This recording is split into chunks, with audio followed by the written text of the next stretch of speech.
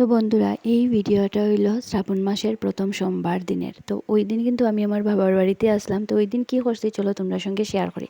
তো হোক বাবার বাড়ি গিয়া তো ঘুম থেকে খুব লেটে উঠছি। তো ঘুম থেকে একটু লেটে উঠিয়েও কিন্তু মা ছেলে মিলিয়া দাঁত ব্রাশ করলাম। আর ওই দিকে দেখো বাইরে কিন্তু খুবও বৃষ্টি দেয়, আর গাছে অনেক ফুল ফুটছে। তো আমি কই না স্নানটা করিয়াইয়া ঠাকুর পূজা দিলাই। তো দেখো স্নান করিয়া আইলাম, ঠাকুর পূজার লাগি গাছ থেকে ফুল ফাড়লাম। আর এদিকে কিন্তু বৃষ্টি কন্টিনিউ দিতে আছে। তো বৃষ্টিত ভিজিয়েও কিন্তু ফুলগুলা তুলিয়ে আনছি। দেখো সাজি ভর্তি হরিয়া ফুল তুলিয়া আনছি। বেশি বেশি ফুল দিয়া কিন্তু পূজা দিতে আমার খুব ভাল লাগে।